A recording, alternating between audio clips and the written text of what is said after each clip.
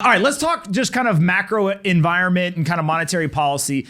You said that the inflation rate is 8%. The Fed says that it's 5.4%. I tend to think you're closer. Explain why you think it's 8 and they think it's 5.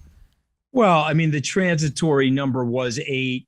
Let's give them whatever they want. You want to say it's 5? That's a ridiculous number. That means you're in negative rate territory in the United States. That means you're in my intellectual mentor, Paul Tudor Jones, is reporting this morning what you and I both know. The obituary for the 60/40 portfolio has already been written.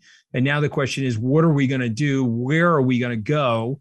And you discovered before I did that there are digital hard assets that are going to replace fiat assets because, unfortunately, like Nakamoto said 11 or 12 years ago, we corrupt those assets. And so you caught me in this room on your earlier versions of your podcast where we were talking about the history of money.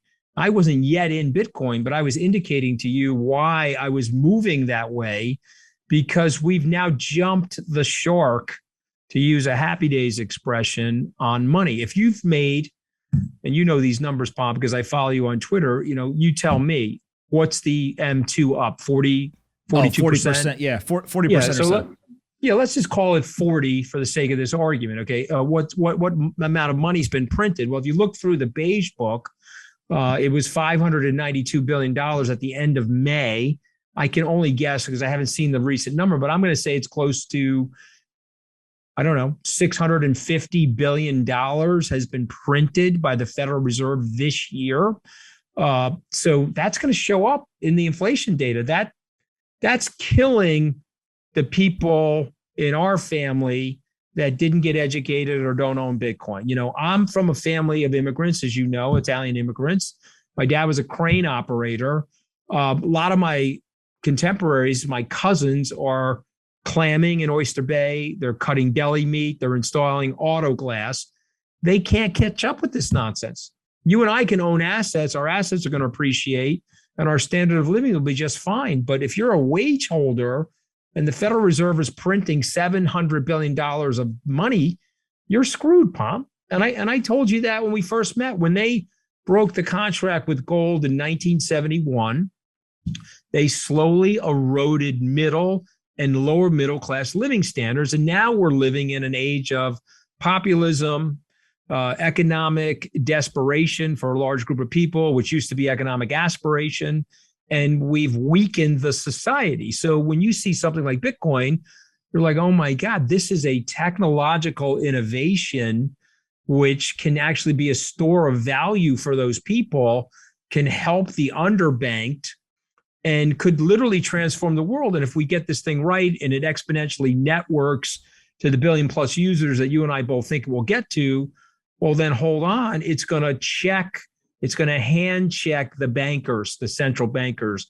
They're going to be forced into a box of fiscal responsibility and conformity, because if they don't do that, there's another option for human beings, AKA Bitcoin, or you pick one of the other cryptocurrencies that you like. But you get the point that I'm making. For sure. And one of the things I don't think people really appreciate, well, there's 2 points with you, right? So one is you're a student of history. I remember when we did the podcast, you laid out the history of money better than anyone. I walked out of there and I said, I don't know how that guy remembers all that information, but he's like an encyclopedia. The second thing is that when you decided to actually enter the market, I believe you guys bought $400 million of Bitcoin was kind of the first foray. You have a very good memory. Yeah. Is that correct? So all right. Yes, that is correct. And so we are sitting on a little over $1 billion of Bitcoin. To your brother's comment, we've had to sell some because in our fund. Now, I have a core Bitcoin fund, the First Trust Skybridge Bitcoin Fund. That's a total HODLing situation. I've got a lot of money in that personally. But in our flagship fund, sort of the $9 billion that we're running, we started with 400, would have loved to have left it, but I can't be in a situation in the flagship fund where Bitcoin is eating up the whole fund. So I took some out of there. We sold some, but we're going to leave it for right now. It may trade back to 50,000. I don't know. What I do know, though, is it's likely to get to 150,000 over the next 12 months.